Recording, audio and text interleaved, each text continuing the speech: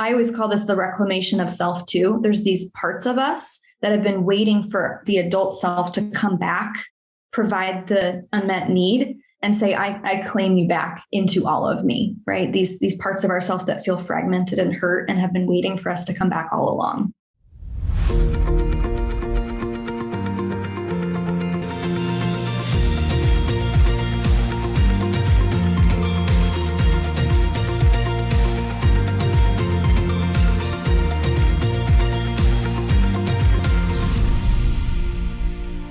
Welcome, Keri Ford. She is the CEO and founder of Cultivate with Keri, an elite transformational coaching movement. She is an international motivational speaker, author, event host, and leading global authority in whole body wellness. She has spoken alongside top industry experts, neuroscientists, and doctors.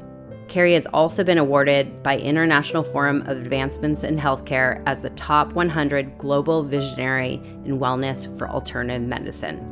She is on a mission to empower millions of women to challenge diet culture, educate them on the science and psychology of intuitive eating, and master self-love from the inside out.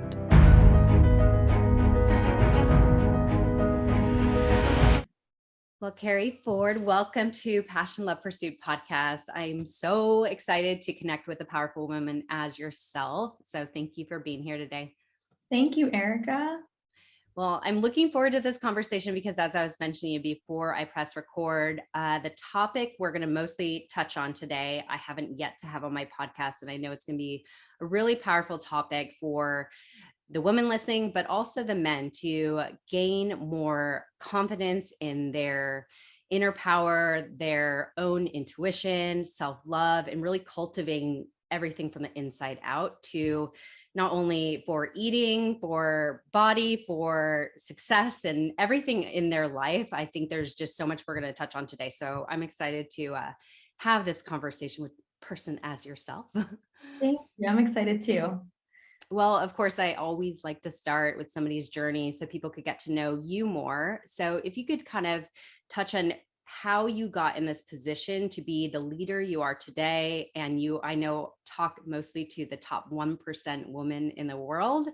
And also you touch on a lot of diet, intuitive eating. So I'm curious, what is your journey that led you to this position today? Yeah, I spent many years growing up micro-abandoning myself, trying to people please, do things in the right order, and really falling into that good girl category of let me do everything right according to everyone else's rules, standards, and shoulds. And so it left me in a place in my 20s and even early 30s where I had built this life that I almost didn't recognize, even though I had been a co-creator in it. And it led to, me going through a divorce, and I had been through a few years prior eating disorders. And I just really was searching for me in all of it. And so thus began my inner quest for me within me and what I want, and questioning whose rules are these anyway. And I found that through intuitive eating. That really was the gateway for me. That was the launch pad and acceleration for inner fulfillment in all areas of my life, which I'm such a believer in. Like you can really have whatever you want. So touching on that, so it seems like so you touched on that you got a divorce, mm-hmm. and I imagine your life changed in lots of different ways. So can you kind of go deeper into that of what happened? Like, how did that break you down or break you apart and have you really understand like what you're missing in your life? Yeah, the eating disorder for me, and I'll get to the divorce, but I'm starting with the eating disorder because that was just me to me. I'm sure it affected other people, but it was really me just harming myself. The divorce, however, felt like it affected other people I didn't expect it to, which was the most gut-wrenching, painful part of it, where friendships are lost, that, other couples that you hang out with, or even people's perceptions of you. And I would say in the big scheme of most divorces, this was a very gentle one. We have a good relationship. We live 2 miles from each other. We're not going on vacation and, like the Brady Bunch, but there certainly is a level of respect and a business partnership, if you will, in terms of co-parenting, which is more than most people have. So I'm super grateful for that. But I mean, in that breakdown, you're triggering and pressing into other people's beliefs around marriage and is love real and in mine. So that was a full on humbling, very humbling breakdown in my life. I went from having checked all of these boxes and having a very good life from what it looked like externally, right? We had a house that was on HGTV as a Property Brothers renovation. We had the dog, we had the 2.5 kids. Like, it looked like I should be happy. And that was really, like, arguably the hardest part around moving forward into divorce. But I just knew that either he was going to grow with me or he was going to grow without me. And that's where I came to a crossroads after sort of battling myself for a couple years through that cycle. And I think it was just a really humbling experience to go from living in a house and having all of these material things that we kind of work for and check off milestones with, to then being like, oh my God, like, I'm a single mom. I've never lived on my own ever. And I like, how am I going to make this work? And I'm like in an apartment. I was just like, oh my word, like, this is just so, like, it brought me to my knees, Erica. It was just one of the hardest walks of my life. But of course, as you look back, it was the biggest probably teacher of your life, right? The Huge, breakdown and breakthrough. So what huge. happened? So when you said eating was one of the big things that you did go through. So you had an eating disorder, if I'm correct. Can you kind of walk us through that? What was your eating disorder, and what type of work did you start to do on yourself when you did move into this apartment and leave your marriage? Yeah. So the eating disorder, as many tend to begin as, was first a quest to become healthy, lose weight that I had gained the first year of college. I had always been very petite. I'm 5 feet. I was like, this little cheerleader body. I go to college, my whole lifestyle changed. Late nights, eating, later on in the evening, and stress and not sleeping enough. And so I quickly gained a bunch of weight, which I started to panic over. And I was like, oh my word, like, I've gone from a 00 to a size 8. And so I was like, I will do anything to get this weight off. So at first it started with good intentions, but then you couple that with perfectionism, this mask, this people pleasing pattern that ran so deep within me. It was like, at the cost of myself, I was willing to do whatever it took to then achieve a specific weight on the scale, a pant size, whatever. And it slowly took me over into this like obsession. And it started again just with good intentions, but became very quickly a very dark journey of diet pills and not eating. I think I was anorexic, so I had probably maybe 50 calories a day, like an apple and a piece of Weight Watchers toast. I could probably recite nutrition labels, forwards and backwards. And exercise was always for caloric deficit, and not for enjoyment, right? Punishment over positivity. And so it was a really dark time.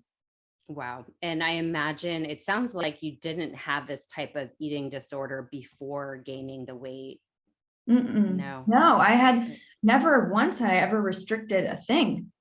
But my will to succeed, again by external measures, was so driven by approval of other people, and these illusory, finish line moments, that I was again just willing at like a masochistic level to just do whatever it took to gain this specific weight loss or pant size. And it was, I felt, it was interesting because I wrote a post the other day and I was like, fat has a feeling despite the size that you actually are. And I felt my fattest when I was my smallest. Isn't that crazy? Oh my It's gosh. wild. And I know there's probably a lot of people listening to this that can relate to that we are so hard on ourselves and we see ourselves in such a different light than other people see us. So I'm curious, when you started healing yourself, if you want to say, what was the process that began so that you actually started to develop this healthy lifestyle and move into more intuitive eating? Because the one thing I really want to touch on that I know a lot of people obviously want to feel and look their best. I think no woman is different than that. Yeah. I think feeling good is utmost important, but looking good, we all externally want to look good. So I Mhm. know there's a lot of diets out there, and I'm sure many listening have tried many of them, Yeah. countless, and they go in this constant cycle of, oh, this doesn't work. Oh, I'll try this. Like there's so Mhm. many options. How did you get to the point where you were able to move into a healthy lifestyle, such as using intuitive eating? Well, I realized two things. One was I can't do this forever. This isn't sustainable. My body is literally breaking down. And I went through a miscarriage. And that's the moment that I realized I have to regain some sense of normalcy. It is not normal to be scared of the sugar content in bananas. It is not normal to be eating chemical spray called, I can't believe it's not butter. Like these cannot be the things that are going to nourish my body as a vessel for when I was trying to get pregnant. So that was a huge wake up call for me, where I was like, you know what? I got to this point where I was like, you know what? If being fat means I get to eat whatever I want, or that I'm free, then fine. I got to the point where I just like gave up because I was like, I cannot. Now, before that, I would say there's a period of time where you almost want to be in the sickness of the eating disorder. Those that have had disordered eating or have been bulimic or anorexic, they actually want to be in the sickness of that because they think it fuels their motivation. And the fear is, who will I be without this? Mhm. If I am not, if I am not ruled by these controls, then I will be out of control. Right. And the fear is, well, I can't trust myself with X, Y, and Z food. Right. And then the other part of that is the identity shift, where whether you gain or lose the weight, you see what is real in the mirror. Right. This is why people that have lost a bunch of weight may still see themselves as the fat girl or feel like the 7-year-old fat girl that was shamed for eating pizza. And so we work, my wellness team and I, through one of my group programs, we work with women to shift their identity because most of them are aware around self-sabotage, right? They've seen success in terms of a diet working. The problem is likely it's not sustainable. And the other is their identity hasn't shifted as a result. So they're not really seeing the truth of what's going on. And so we work a lot with the behavior change and the identity shift on the back end. That's so critical. And I know, I forgot the exact words Tony Robbins would say is we are the one thing, how did he word this? The one thing we are tied to is that identity we see for ourselves. Like we'll do anything to stay congruent with our identity. Sure. So I'm sure you've worked with your clients in that aspect that they're so conditioned, if you want to say. I have so much compassion for women that feel like nothing's working because they're right. Nothing is Mhm. working. It's not supposed to, because otherwise the fitness industry wouldn't be a $72 billion industry. They've created a codependent relationship where you always need them to tell you what's next, the next fad. It's not meant to be sustainable. Imagine if the healthcare industry knew that we know our power lies inside, that like our body actually has all the answers. I remember, in fact, being at a doctor appointment. This is a doctor, right? I'm at the doctor's appointment and she goes, how do you get your stomach so flat? And I was like, honestly, like, there's no like secret. I just listen to my body. I intuitively move when I want to move, because now my relationship with exercise feels good. So therefore, I want to do it.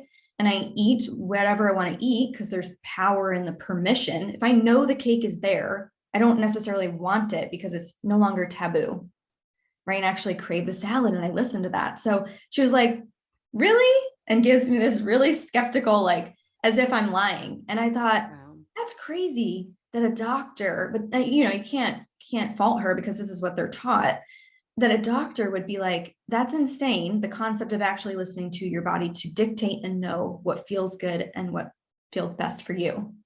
Mm. And I just So, thought, gosh, so that's interesting. insane. Yeah. Yeah, that is. So, okay. I'm trying to think where should we go next? Because I want people to know. So what I really relate to, I don't know if you've heard of fit modeling before. It's not fitness modeling, but fit modeling is where you try on clothing for clothing brands and they fit it to your body.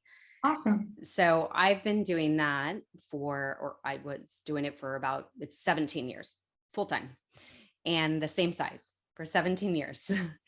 And fitness and healthy lifestyle has always been a part of me. It's been like I expressed, it's a lifestyle. So I this is what my belief is, at least, when you eat healthy, you naturally want healthy food.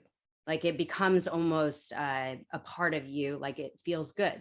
And when you eat something that feels good, you want to continue doing that. And then when you eat normally healthy and you eat something, if you want to say high in sugar and loaded with, all these artificial things, it doesn't make your body feel good. So you won't want it as much.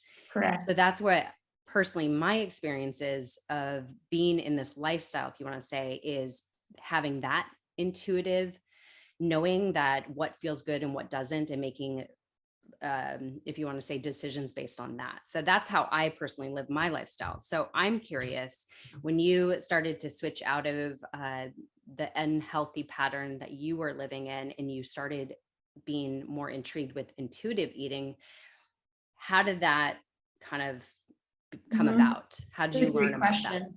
Yeah, that's a great question. There is what's called, or what I call, the gradient of healing. And in the gradient of healing, you are allowing yourself to have permission to retry and retaste foods to see if you even really like them, or you're just obsessed about them because you said you couldn't have it, to see how your body energetically feels as a result of eating it once you have started to undo this emotional entanglement, if you will, right? The difference being, I want a salad because I think I should, versus my body actually really wants, the iron in the spinach. So, and learning how to listen, and then knowing on the back end too, after you eat something, like, wow, that feels really good. And I want more of that because I feel so good, not because I have to do it. And that's sort of what the gradient is. And you'll oscillate a little bit as you're unlearning some of the previous regimented behaviors. And I would say I spent a good year and a half sort of in that holding pattern, where I had a previous obsession with Nutri-Grain bars, and come to find out, lo and behold, I don't even freaking like them. They taste like wax, and I was like, why was I so obsessed with these? And I was like, oh, because I told myself I couldn't have them. And thus became this inception of what I call the emotional currency of that said food. Can you explain that? Because I know you've mentioned that word before, emotional currency, emotional currency. Emotional currency is the positive or negative value that we place on the food, the association, the memory, or the feeling around it, right? Typically, if it's from a negative place, like it has a negative association, it's driving cravings in a way that makes you feel really out of control, where you're seeking something simply because maybe you said you couldn't have it, or there's shame attached to it, or you're sneaking it, or it's the thing that you have, told your partner, hey, make sure I don't eat this, but then you find yourself in the closet sneaking it that night. It's dictating some behaviors from a very strong place. It's got a good hold on you. That's such a good thing to touch on, because I know a lot of people, we know this term comfort food. And the funny, ironic thing about it, usually comfort food is discomforting in the end result, which is kind of ironic. But people, especially when they are in their emotions, they eat usually things that they consider comfort food, which is usually the high sugar, the carbs, and all that. And it's based on their current emotional state. So and they're usually trying to avoid some of the uncomfortable emotions that led them to eat the food. So now they're experiencing a different sensation, which is overfullness, shame, disgust, guilt, so on. So it's just taking the focus off of these uncomfortable emotions and now experiencing a different emotional thing. And so my advice there would be to like pause and just be in the emotion rather than look to the food as an external source. And what would you say to somebody that is in that moment where they're pausing? What would you tell them to do if it's based on an emotion that's driving that desire for a food? What would be the next step? Question whether or not you want the food. And oftentimes at the beginning of this kind of journey, there's a lot of confusion. They're not really sure if they want it or not. They feel almost like their hand just detached from their body, and all of a sudden the ice cream is gone. Oh my gosh. That's normal, because you're starting to bring awareness to that moment where you're getting hooked into a pattern. And so just give yourself permission, give yourself permission, give yourself permission, even if it looks like a bowl and then a second bowl of ice cream. And I know that sounds counterintuitive, but that's the paradox, in fact, that needs to be straddled in order to step into that gradient of healing and undo the emotional currency, and therefore reclaim your power with permission.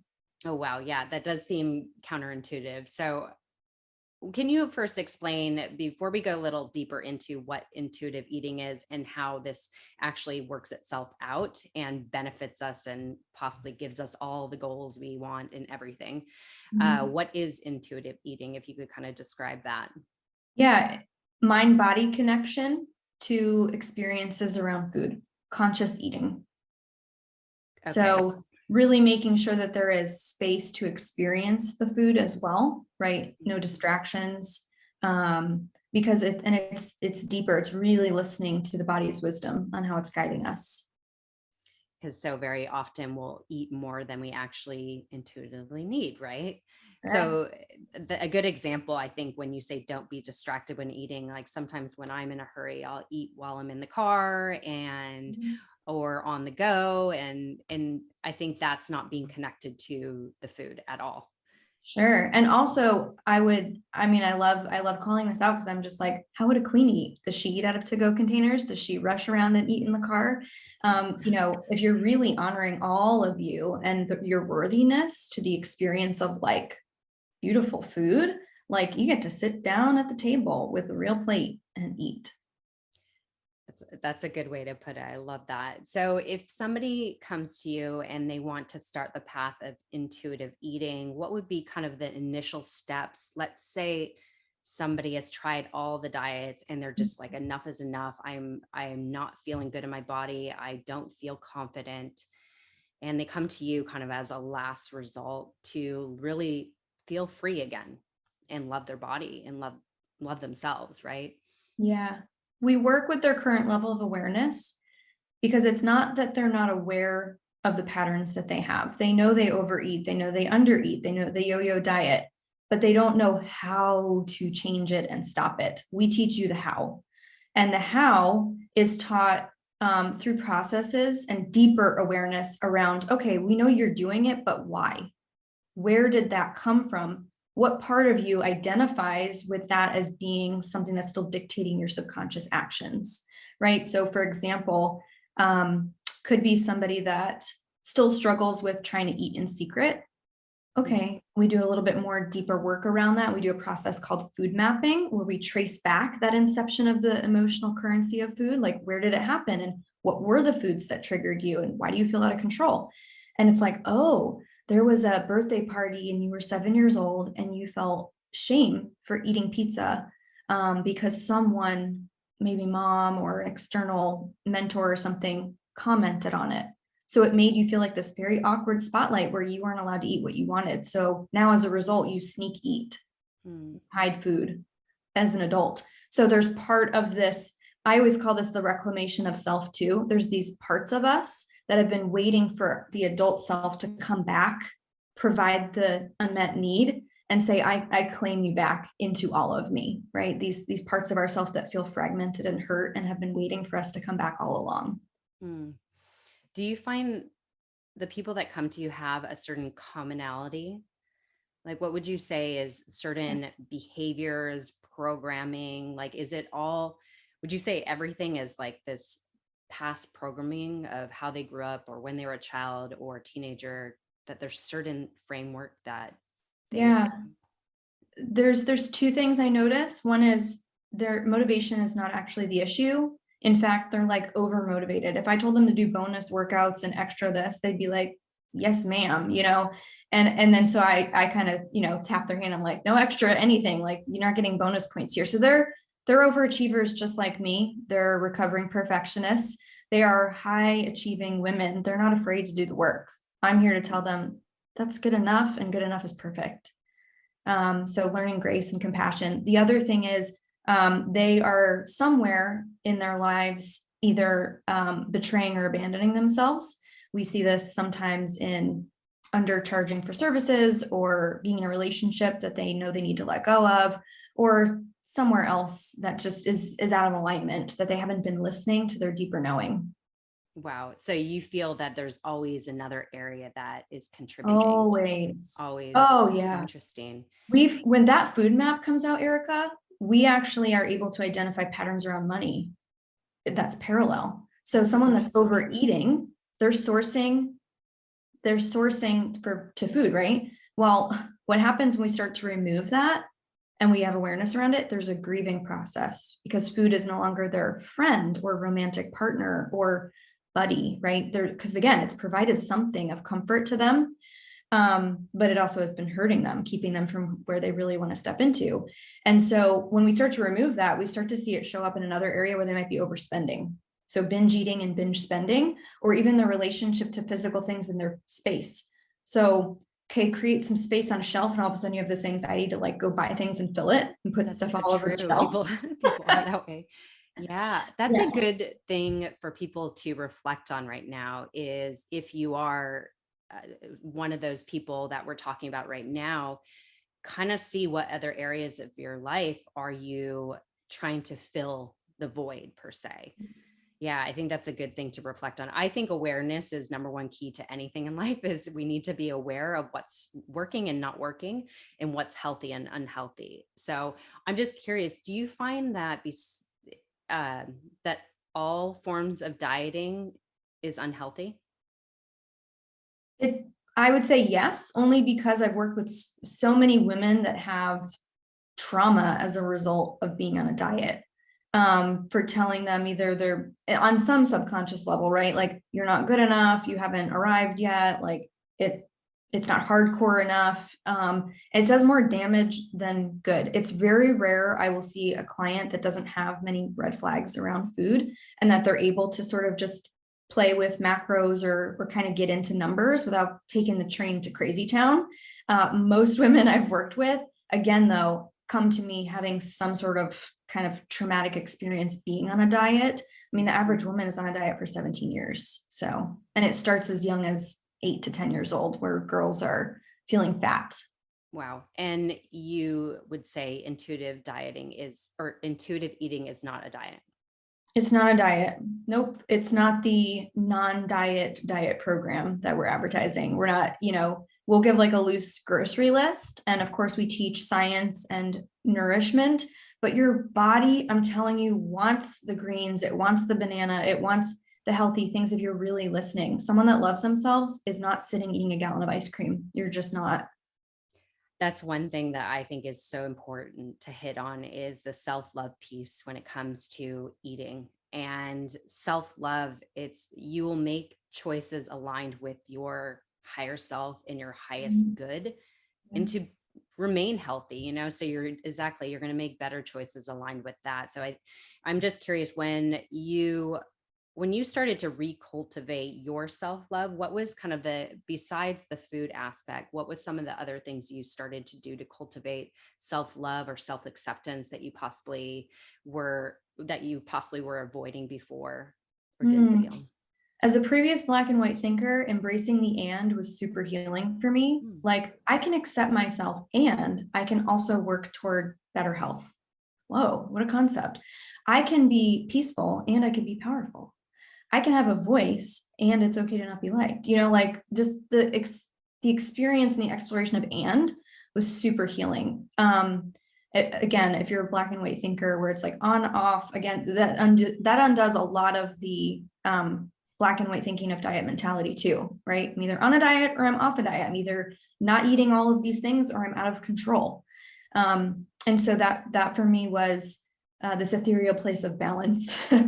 Again, I think most people talk about balance, which I kind of think is bullshit, but because it depends on the season of life and what feels good to you in that current moment. Yeah. But yeah, that word and was so big for me. Wow. And I know you teach a lot of female leaders to step in their feminine Mhm. power when it comes to leadership. Was that partly what you're speaking about right now? Is that and like actually, oh, I could be a hard worker and I could also be, Yeah, a loving wife. And yeah, yeah. I how can take naps and I can be successful.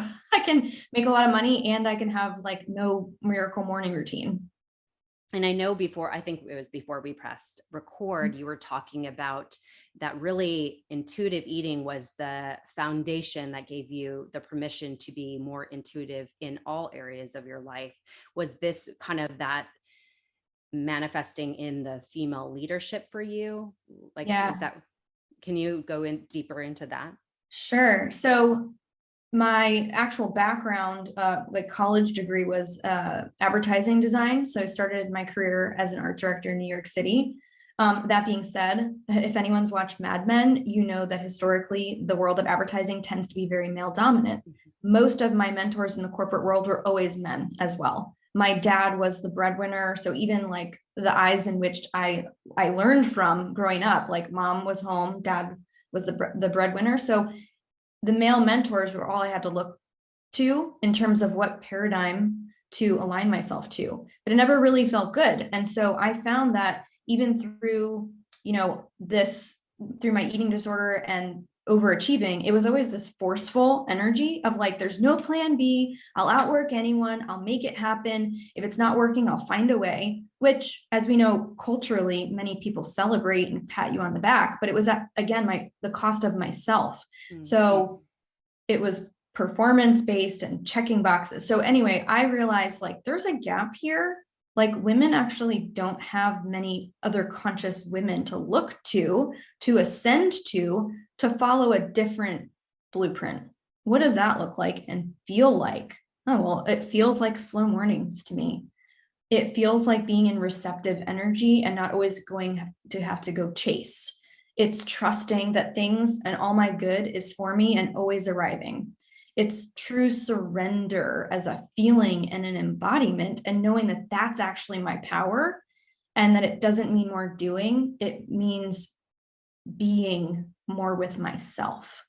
And I know that sounds possibly esoteric for people that are newer to embodiment practices, but from that inner belly fire is where you learn to operate from, and from your heart space. And that becomes like the only compass that you operate from.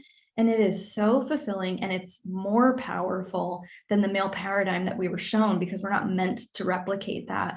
And so I get to show women in leadership how to have inner and outer fulfillment in the ways in which they lead themselves and others. So powerful and so needed, to be honest, today, because so many women are stepping into leadership roles. Yeah. So what would be some embodiment practices that you do teach others? Or do yourself, whichever. But yeah. So embodied dance is a really beautiful way to get into your body. And what this looks like is kind of weird. I'm not going to lie, especially again, as a person that was like, I feel a little bit uptight about this. So you can either release an energy that feels trapped in the body. Like, let's say in this moment you tap in and you're like, oh, I feel angry. Okay, there's that. All right, interesting. Let me just put on some music and let it express how it wants to express. It could look erratic. It could look like punching, and you just allow the energy to flow through you. It looks weird, but you feel so good after it's done. And then the other practice in embodied dance is bringing in what you want to feel more of. I want to feel more gratitude. I want to feel more joy. How would that feel and be experienced in my body? So those are two ways to really get in touch with the body. And then the other way that I'll share is I remind women that have started to work with me and get a taste of power and peace and clarity. And they're like, oh, I don't want to lose this. And I'm like, can you really lose it? And they're like, well, I don't know. I'm like, okay, well, just come with me. Are you open to this? And they're like, okay, cool. So we sit, we close our eyes, and I tell them to look down towards their heart space, despite their eyes being closed, so we can not lock into the thoughts that are constantly trying to Velcro us in, and have them drop into their heart space. And then we realize, oh, wow, it only took me about 15 seconds to come home again. And there I've always been. And if it doesn't feel safe to someone, if they've never done that embodiment practice, again, that's normal. All I would say is just keep trying and give yourself permission to connect with yourself.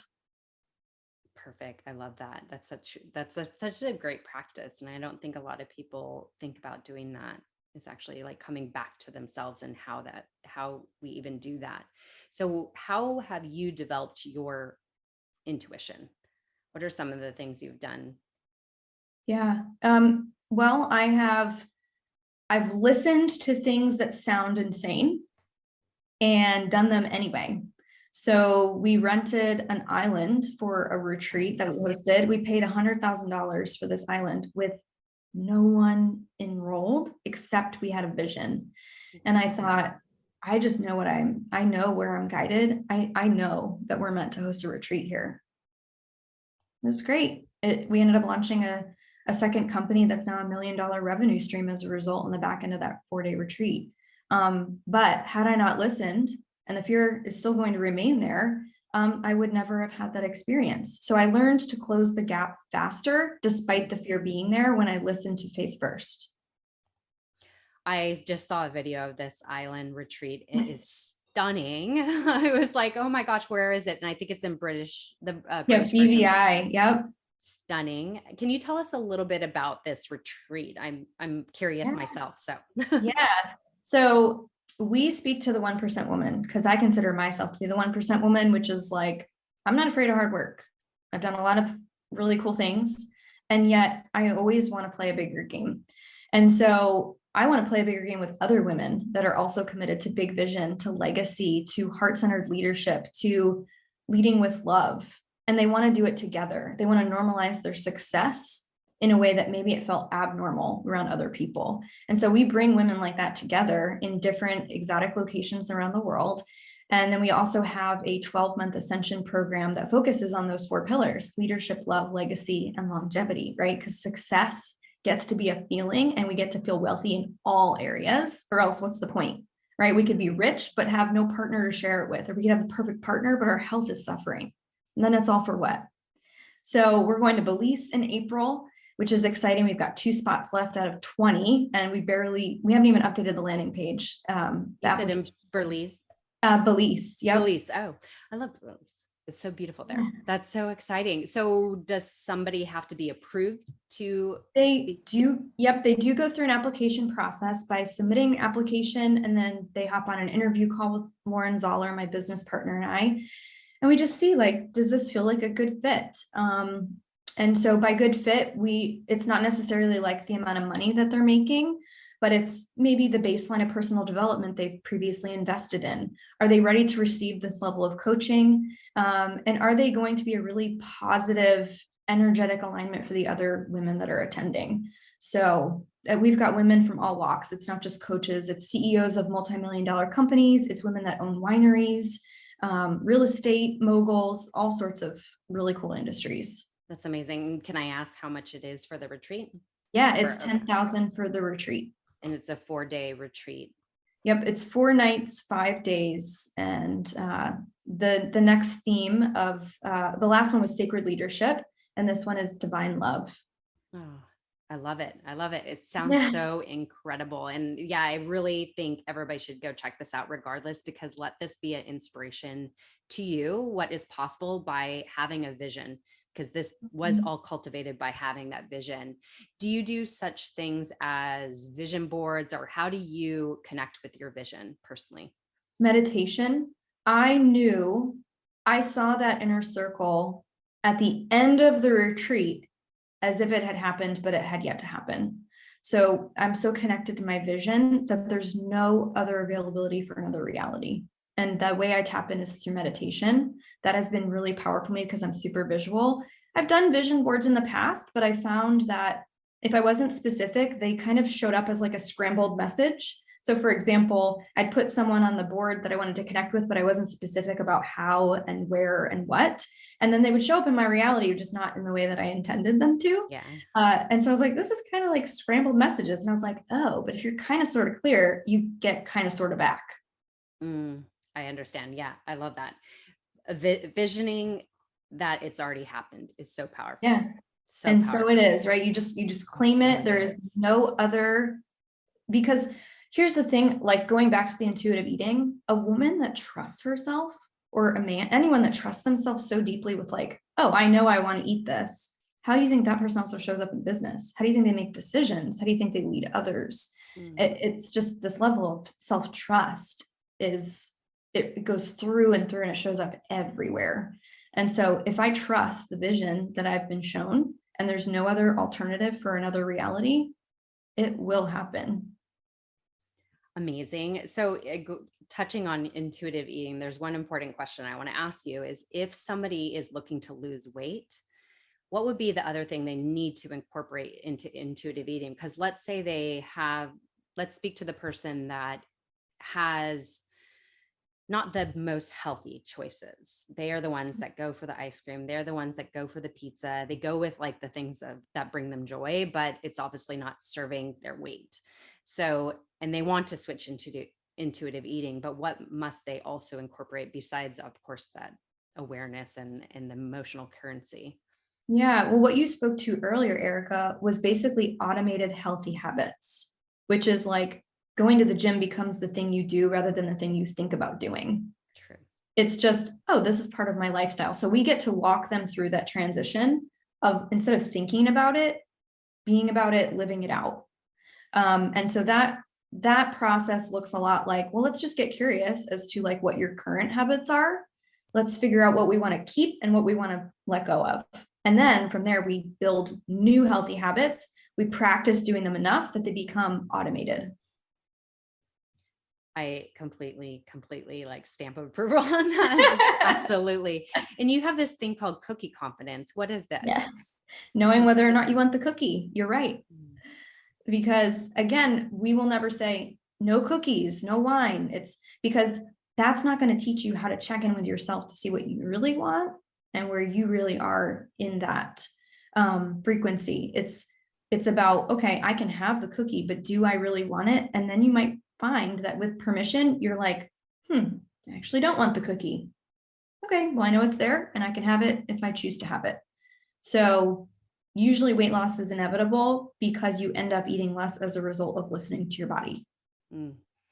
Can I ask you a personal question? Of This is course. one of my problems. So my weakness is chips and salsa, or chips and guacamole. So I tend to, if I know that I will somewhat overeat it, I just can't stop because it's so good. That's like Yeah. one of my weaknesses. So I will actually not go to a Mexican restaurant because of that. Is that unhealthy to have I that would, mindset? well, I would say like the place that we avoid is actually where so much growth is available. Mm, Like imagine now you could go to a Mexican restaurant, enjoy some chips and not have to and be like, stop. I'm going to totally avoid it. So I would say I would challenge you around that and invite you into some growth and Yeah, awareness. I Um, agree. yeah. And there's two like, well, there's one emotional reason people can gravitate towards crunchy things, and there's one kind of biochemical reason, if you will. People are wanting something salty. Yeah. Dehydration. If you're Mm. not drinking enough water, you tend to want salty things, savory things. And then crunchy because there's anxiety. So where in your body do you need to ground? Is there something you're avoiding? And doing just a little bit of emotional work around that. That is so intriguing and good to know, because sometimes when I have something wet, if you want to say a smoothie, Yeah. I will crave something that's crunchy. And so I Uh, never knew there was like sometimes if I have too much wet food, I'm like, I need something that's like, yeah, exactly. Yeah, Something to try crunch on and try salt. carrots, bell peppers, celery because it has a good crunch factor, popcorn. And just test it. Just see how like how does this feel? And then the other is like leaning into going on purpose to the Mexican restaurant and just checking in. This may sound excessive, but checking in with every chip that you're eating in the same way I encourage someone to check in with every glass of wine. It's not about no wine, it's do you want this glass? Now, do you want this glass? How many times do we say the next day, like, oh, I really didn't even want that last glass. It was just Right. there. It's going through the motions. Someone Right. poured it for me. We're micro abandoning if we don't listen the first time. Yeah, absolutely. And as far as like patterning, do you find a lot of people's programming comes from, I think I kind of asked you this, but programming comes from like our Childhood. early childhood and like these beliefs like, oh, that's bad. I can't have that. Like this is going to make me fat and like all these things. Huge. Yeah, it's either childhood or media or both. I mean, think about how many, Yeah. even on Instagram, like the filters and the constant, like everything looks so perfect with this person and comparisonitis pops in. Um, that plays a huge role in like what the media says is the beauty standard. And you can even see the evolution of different types of bodies throughout time and where that was trending. And then the other is 90% of what we learn is what we observed as a child. So some people are like, well, I was never really told I was fat, but I did feel edited often. Like in other words, the actions that they, received were, okay, that's enough, meaning, but I'm still hungry. And then the parent being like, well, but you've had enough. Yeah. Right. So it's just teaching the kid at a young age to not listen to their body. And a way that, parents can actually practice their child getting into their body is just by asking instead, how was your day? How does your heart feel? Allowing them to connect to their feelings to then validate that experience.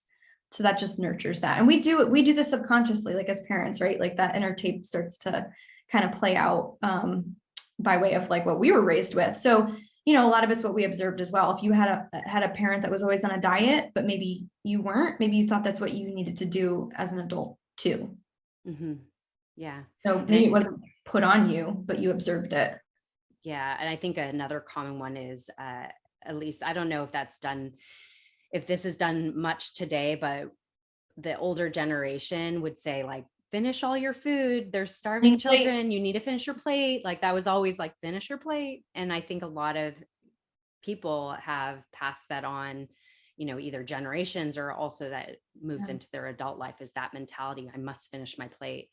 Hugely. And the thing I see now most often is we have things coming at us in all directions, like inboxes and email addresses and all this technology. Like, don't mix tech and table, because food gets to bring you together. And really what people are asking when they say, how can I get my partner to choose into this healthy lifestyle with me? They're actually asking to harmonize the household. How can I connect with my partner? They don't need to eat the same thing as you in order to connect. What you're asking for is presence and intimacy, connection, and vulnerability. And you do that by removing tech from the table. So important. Absolutely. I think that's a necessity across the board. Absolutely. And so I know a lot of talking about the mindset, because I know you talk on mindset a lot. A lot of people have this, I'll be happy when. I'll be happy when I lose this weight. I'll be happy when I'm successful, when I achieve this. What do you say to women or men to be happy now, to be happy in the present moment in the journey of achieving the results?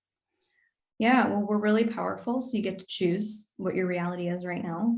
And the other thing is the last time you achieved a goal, was that really the end of achieving a goal for you? Because most of the people I work with, it's not like, when I finish this book, then I'll have more time. Like, don't lie to yourself. We know you're created to be a thought leader and an innovator. So you're just going to be on to the next project. Your relationship with time gets to be reevaluated there.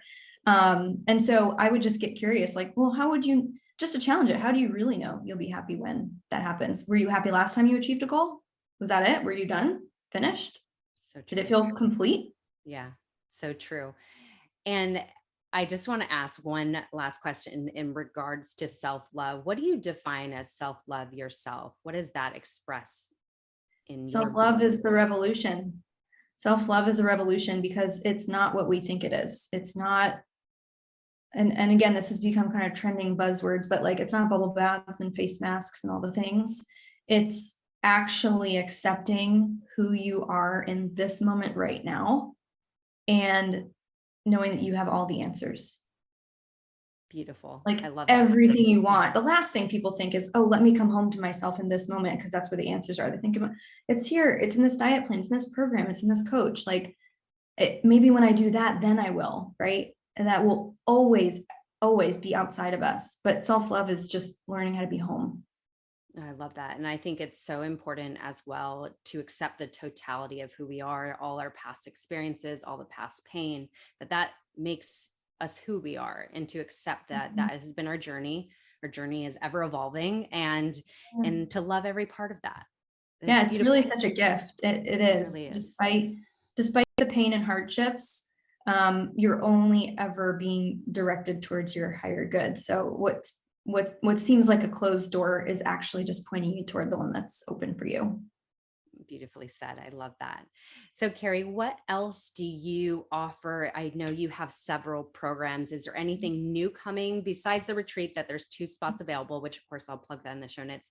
What else do you have to offer if somebody wants to learn more, either about intuitive eating, self-love, authentic female leadership, how to be a top 1% woman? Yeah, so we have the last launch of the Wellness Collective, which is the last time I'll be offering actually a food and body program. Despite my passion, this has been the portal into my next level and what I'm expanding into coaching, that's part of it, but it's not all of it. And so the Wellness Collective is a half-year journey with myself and my wellness team, and that starts December 13th. Oh, super soon. It's an incredible program. It's so good.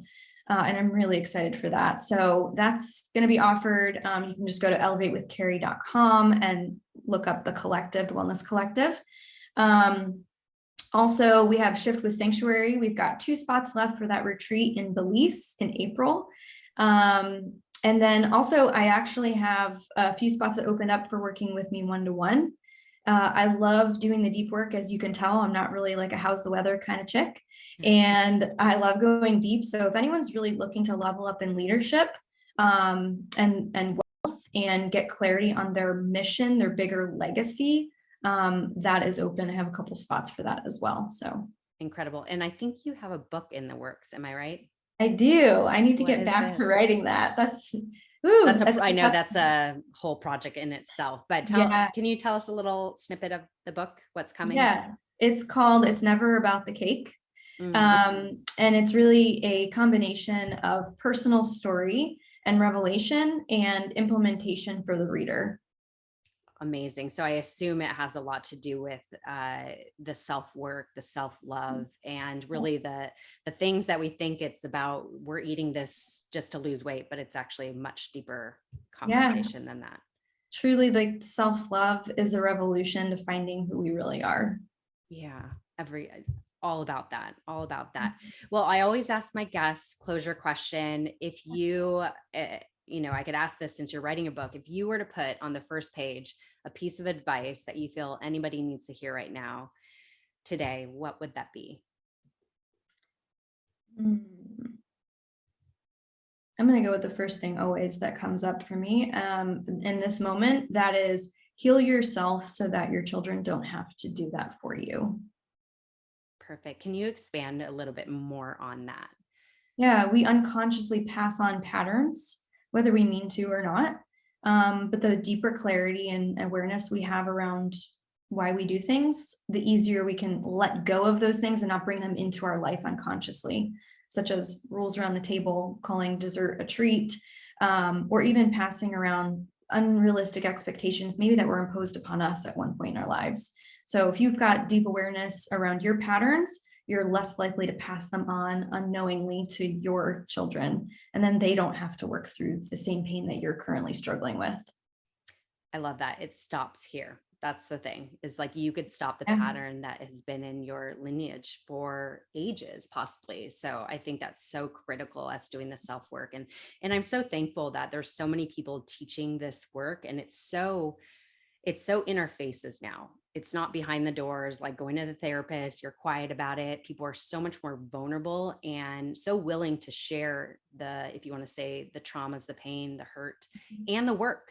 It's such a beautiful thing. So I'm thankful for how the world is shifting in this consciousness and awareness around it. So anyways, thank you so much, Keri. I appreciate you. Obviously, I'll include everything in the show notes. I can't wait to hear when your book is coming out. So obviously, everybody follow Keri Ford and just all the goodness that you're doing in the world. I just appreciate it. You are such a light.